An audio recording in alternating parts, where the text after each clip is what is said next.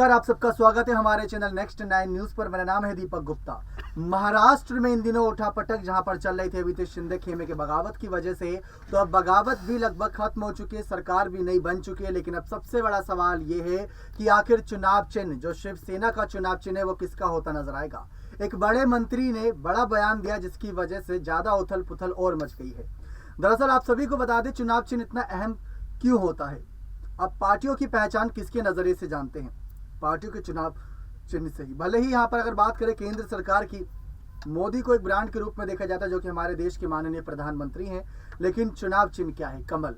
आम आदमी सरकार की बात करें, जो आम आदमी पार्टी है, वो अपने चुनाव चिन्ह झाड़ू के लिए जानी जाती है, ऐसी कांग्रेस का हाथ है। वहीं शिवसेना की बात करें तो धनुष बाण है। जी हाँ, दहाड़ता शेर भी आप सब कई बार देखते होंगे झंडों पर।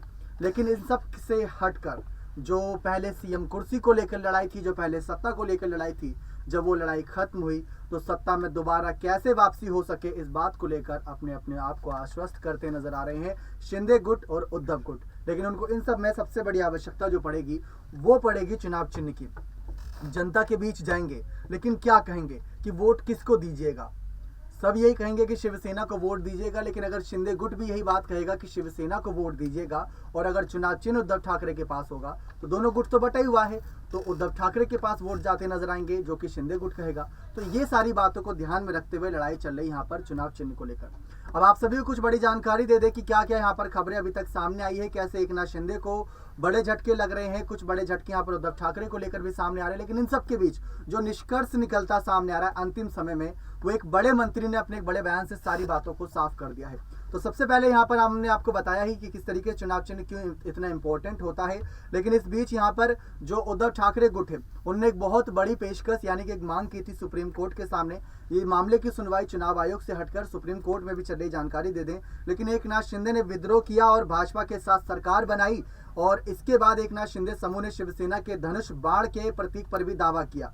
तो ये बात तो साफ है कि किस तरीके से ये विवाद जो कोर्ट तक पहुंचा, फिर चुनाव आयोग को भी इस पर फैसला सुनाना था, क्योंकि चुनाव आयोग ही चुनावी प्रक्रिया को करता है, इसलिए चुनाव चिन्ह इतना इंपॉर्टेंट उनके नजरिए से था। लेकिन शिवसेना शिंदे समूह या ठाकरे को लेकर अगली सुनवाई 19 अगस्त को चुनाव आयोग की समक्ष होगी, ये बातें निकलकर सामने आई है। लेकिन आप सभी को जानकारी दे दें कि शिवसेना को लेकर जो उद्धव ठाकरे का गुट था, उन्होंने ये बातें कही थी कि जल्द से जल्द इस मामले पर सुनवाई हो, ताकि ये सत्ता का जो खेल है खत्म होता नजर आए। उद्धव ठाकरे ने भी जब इस्तीफा दिया था तो उन्होंने किसी चीज का इंतजार नहीं किया था। उन्होंने साफ देखा कि किस तरीके से जो लड़ाई चल रही है उसमें शिवसैनिक ही आपस में भिड़ते नजर आ रहे हैं। इसीलिए उन्होंने बहुमत परीक्षण यानी कि जो फ्लोर टेस्ट होना था उससे एक दिन पहले इस्तीफा दे दिया। वो किसी काम में देरी नहीं लगाते, जब ऐसे कामों की बात आती है तुरंत ही इस पर सुनवाई की उम्मीद रखते, तुरंत ही इस पर कार्रवाई की उम्मीद रखते हैं। इसीलिए उन्होंने बड़ी मांग रखी कि इस पर जल्द से जल्द सुनवाई हो। लेकिन जो इस सुनवाई से पहले ठाकरे समूह की ओर से सुप्रीम कोर्ट के आगे बड़ी यहाँ पर पेशकश रखी गई, सत्ता संघर्ष पर तत्काल सुनवाई की जाए, लेकिन इस अनुरोध को सुप्रीम कोर्ट ने खारिज कर दिया। तो अब यह सुनवाई कोर्ट में तय समय पर होगी 22 अगस्त को। उसी दिन तय होगा कि शिवसेना किसके हाथ में जाएगी। वो दिन भी फिक्स नहीं कहेंगे, क्योंकि पहले 1 तारीख कही गई थी, फिर 8 तारीख कही गई, फिर उसके बाद यहाँ पर 22 तारीख सामने आई, तो तारीख बढ़ती जा रही है। लेकिन इन सबसे हटकर चुनाव आयोग को लेकर जो फैसला सुनाया है रामदास अठवले ने, उस पर यहाँ पर नजरें यहाँ पर आपके ले जाना चाहेंगे। उन्होंने बड़ा बयान दिया था, और उस बड़े बयान में उन्होंने शिवसेना किसकी हो सकती है इस बात पर जो बड़ा ऐलान किया है, वो सुनकर आप सब भी दंग रह जाएंगे। और उन्होंने बातें हवा में नहीं कही, उसके पीछे की कुछ बड़े निष्कर्ष भी बताए हैं। तो रामदास आठवले नासिक के दौरे पर थे। उन्होंने इस मौके पर मीडिया से बातचीत करते हुए महाराष्ट्र के मुद्दों को भी गंभीरता से लेते हुए बातें रखी, और उन्होंने कहा कि जिस तरीके से विभाजन हुआ है दोनों पार्टियों के बीच, ये विभाजन सभी का ध्यान अपनी ओर खींच रहा है। लेकिन बाला साहब ठाकरे की जो विरासत है चुनाव चिन्ह उनका शिवसेना का, क्योंकि बहुत सोच समझकर वो चुनाव चिन्ह को चुना गया था, इस वजह से उस पर भी सबकी नजरें हैं। और भले ही एकनाथ शिंदे ने बात कह दी है कि हमें चुनाव चिन्ह की आवश्यकता नहीं, हम बिना चुनाव चिन्ह के जो जनता का एक विश्वास है वो जीत सकते हैं, और अपने जो चुनावी राजनीति है उसको भी अच्छी तरीके से चला सकते हैं, बात करते नजर आए। लेकिन रामदास आठवले ने कहा कि एकनाथ शिंदे के पास बड़ी संख्या में शिवसेना नेता, सांसद, विधायक और नगर सेवक पहुंचे हैं, क्योंकि शिंदे के पास 2/3 विधायक और सांसद हैं। इसलिए शिंदे की शिवसेना पार्टी की कहीं ना कहीं मंजूरी और धनुष बाण का चिन्ह मिलता नजर आएगा। साल 2018 में आपको लेकर चले, जब उद्धव ठाकरे को बड़ा पद दिया गया था शिवसेना के अंदर, तो ये बात कही गई थी कि उद्धव ठाकरे जो हैं वो मुखिया रहेंगे, और एकनाथ शिंदे जो हैं वो बड़े नेता रहेंगे पार्टी के। लेकिन जब बात आई यहाँ पर अलग होने के साथ ही साथ उन्होंने नई पार्टी नहीं बनाई। राज ठाकरे भी गए थे, उन्होंने भी बगावत करी थी, लेकिन उन्होंने खुद की पार्टी बनाई, किसी और पार्टी के साथ समर्थन में नहीं गए। जुड़े सभी पार्टी से हैं, जिसमें एनसीपी, कांग्रेस और अगर शिवसेना को छोड़ दें तो बीजेपी और बाकी पार्टियों से उनकी अच्छी खासी तालमेल बनती है और बड़े से बड़े नेता उनके घर शिव तीर्थ पर भी जाते रहते हैं। लेकिन राज ठाकरे तो गए थे खाली हाथ और उन्होंने ज़्यादा कुछ उद्धव को नुकसान नहीं पहुंचाया था, बस अपनी एक पहचान ले गए थे, अपना मान सम्मान और बाला साहब ठाकरे के विचार अपने साथ ले गए थे। लेकिन शिंदे ने जो बगावत करी उससे उद्धव ठाकरे को अब तक का सबसे बड़ा झटका लगा है, क्योंकि 39 विधायक, सालों की मेहनत होती है, जहां पर बाला साहब ठाकरे ने कई सालों की मेहनत के बाद इन विधायकों को एक एक करके इकट्ठा करा, जिसमें आप खुद देख लीजिए, ऑटो ड्राइवर के रूप में पहले जाने जाते थे एकनाथ शिंदे, लेकिन उनकी जो पहचान थी वो आज मुख्यमंत्री के रूप में है। तो ऐसे कल को कोई और नेता भी शिंदे गुट से हो सकता है जो अपनी पहचान बनाने के लिए, अपने हित के लिए लड़ता नजर आ सकता है। तो इसी वजह से ये लड़ाई ज़्यादा दिलचस्प है, क्योंकि चुनाव चिन्ह क्यों इंपॉर्टेंट है हमने आपको शुरुआत में बता ही दिया। अगर चुनाव चिन्ह उद्धव के पास जाता है या शिंदे के पास जाता है तो दोनों की प्रोबेबिलिटी रख देते हैं कि दोनों फिर आगे क्या कदम उठा सकते हैं। जैसा कि हमने आपको बताया, एकनाथ शिंदे के अगर पास जाता है तो उद्धव ठाकरे को बड़ा झटका लगेगा।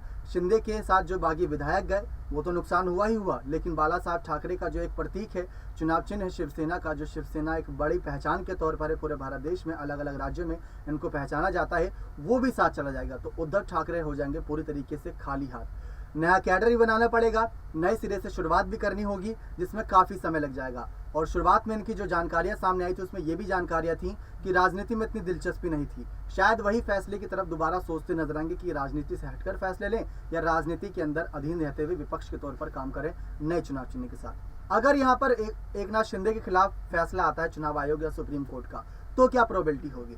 सबसे बड़ी प्रोबेबिलिटी, मतलब सबसे बड़ा जो खेल बनेगा वो सत्ता का खेल बनेगा, क्योंकि जो शिंदे गुट को समर्थन मिला बीजेपी का, वो किसके दम पर मिला? यही कहा गया था ना कि शिवसेना और बीजेपी एक साथ हो जाएगी।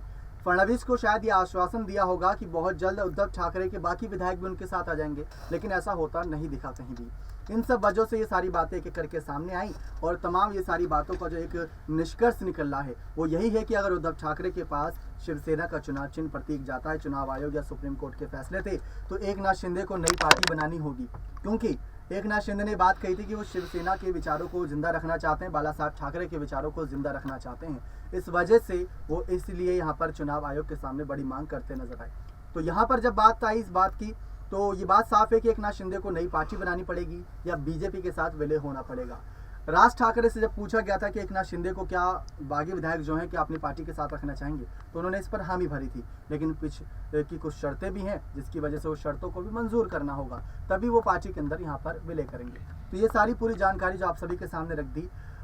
बात करें, कुछ ही दिनों का वक्त बचा है, कुछ दिनों में बड़ा फैसला होगा, बहुत बड़ा खेला होने वाला है महाराष्ट्र में। सभी को लग रहा है कि जो तूफान आया था उसके जो धूल के कण उड़ रहे थे वो सब बैठ चुके हैं, लेकिन एक बार फिर से बड़ा तूफान आता दिख रहा है। ये तूफान से पहले की शांति है और जिस दिन चुनाव आयोग और सुप्रीम कोर्ट बड़ा फैसला सुनाएगा, दोनों पार्टियों में से किसी एक को बड़ा झटका लगना तय है और किसी एक गुट का जश्न मनाना तय है। देखना दिलचस्प होगा कि महाराष्ट्र की सत्ता में क्या खेला होता है। लेकिन आप क्या चाहते हैं, शिवसेना का चुनाव चिन्ह किसके पास रहे, उद्धव ठाकरे या शिंदे के पास? अपनी राय जरूर दीजिएगा। बने रहे चैनल के साथ ऐसी और तमाम बड़ी खबरों के लिए।